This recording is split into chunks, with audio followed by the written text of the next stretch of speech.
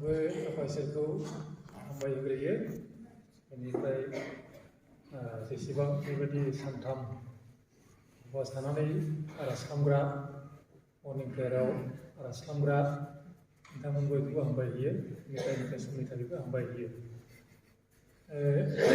बोसोरसेनि शेयारिं खालामनांगौआ गोबाङैनो दङ, नाथाय आङो गुसुङै बुंनो सानदों। थानायालाय थादों, 7 दिनबो थादों, सानथामबो थादों, सानसेबो थादों। बेनिफ्राय बे बिहामजोफोरनि बायदिनो आंनिबो बिदिनो आन्दाज लागासिनो दङ। बिहामजोफोरनि बुंनायखौ आं खुसि जादों। मा होनना बुङोब्ला माथो दाबो सायाखिसैनो, माथो साबावाखिसै, माथो दाबो सायो, माने साबावनांगौसोमोन आरो। बेबायदिनो माने आंनिबो एकदम फोरमान लुबैनाय बेबायदि गोबां बेबायदि दङ।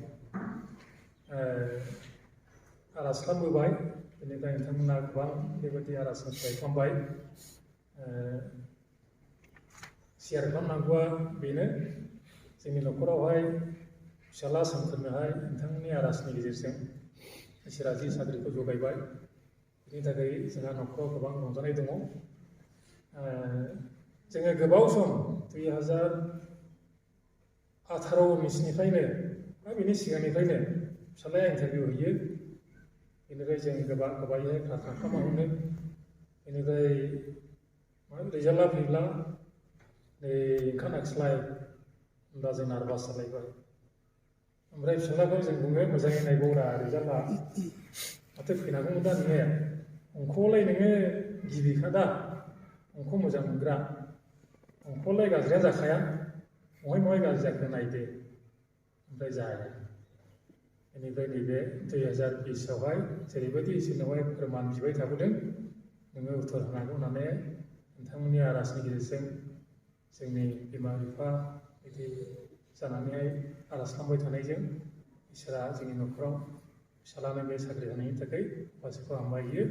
ओमफ्राय नोंथांमोनखौबो आर'ज खालामग्रा साफ्रोमखौबो हामबाय होयो।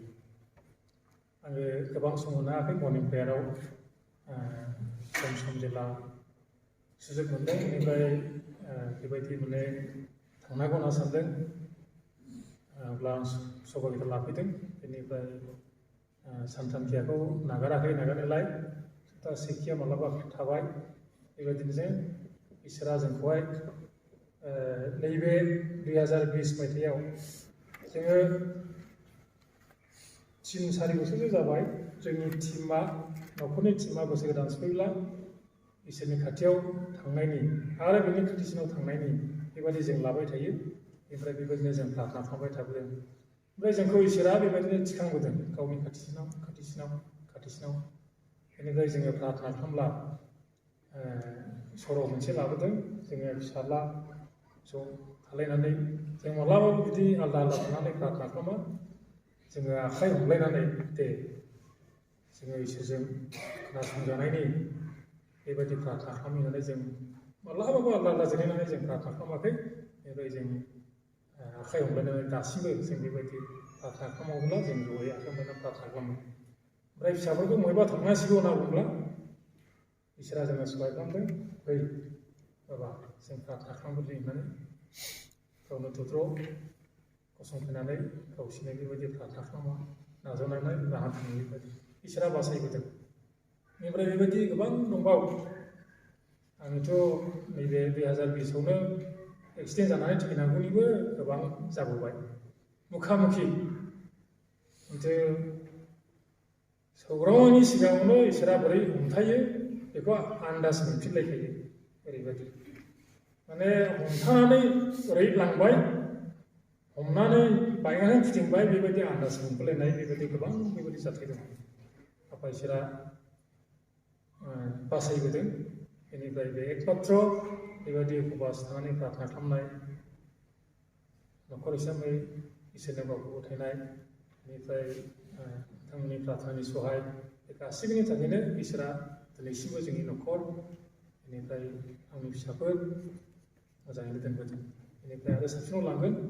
ओमफ्राय मोनसे खोथा आं बुंबावनो सानदों, जोंनि फिसाला गदाय सानसोरां अलसिया बेनिफ्राय आंथ' बुंनो सानाखै एसे साबसिन जाबाय बै माबाबाय मा होनो उमुखखौ नागारबाय आं बिदि बुंनो सानाखै आङो खावलायनो सानदों माने कमप्लिट सोलायनाय इसोरा कमप्लिट सोलायनायखौसो लुबैदों आं बेखौनो माने नोजोर होनानै प्रार्थना खालामबाय थायो जोंनि न'खर हिसाबैहाय हौवा हिन्जावखौ जों थाबाय थायो मालाबा सानैजों फुख्रियाव दै लायलायनानै आखाइ हमलायनानै प्रार्थना खालामबाय उन्दुग्रा बिसिनाफ्राव सानाहैबाय बेनिफ्राय बिनि सोलायनायखौ जों नुबोदों नुनायालाय बेयो दा बहायबा दंहैयोब्ला मामि आं एसे लेजि जालांनायसै आङो उमुक टाइमाव सहैगोन नङाब्ला आं उमुकाव दङ गावनो फन हरनानै खोथा बुंनो दाने बे सोलायनायखौ इसोरा लाबोगासिनो दं आरो आस्थे आस्थे आस्थेनो ओमफ्राय आं नुनो लुबैदों जाबाय कमप्लिट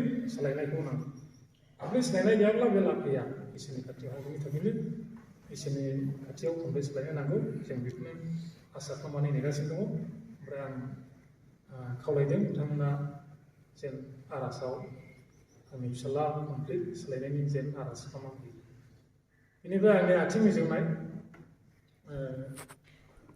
बै सप्तासेखिया फार्स्टिं प्रेयारावहाय आङो इसोरनियावहाय सोखाजानो लुबैनानैहाय बिबाय थाबाय मालाबा दांनायो बेनिफ्राय साननै सानथामनि उनाव आरो फैफिनो आंबो टेस्टिमनिबो होलायखांबाय आंनि आथिङा हामबाय मोजां जाबाय होननानै खिन्थु आरो सप्तासेनि उनाव फैफिनो बेनिफ्राय आं इसोरखौहाय बुंबाय थादों आं बेखौ सिखाखालायना माथो ना बिदिनो लाबोनो गोसो दङ आफा इसोरनो आंनि माबाखौना जिबना खुलांना बेनिफ्राय दा नैबे 2020 मायथाइयाव आङो लासैनो आन्दाज मोनबोगासिनो दं मालाबा जोङो दैनि सायाव आं बिजिरलाबाय थायो मालाबा बुंहरलायो दै नोङो थ' माबा नाङाखै नांथ'नांगौ दा इखौलाय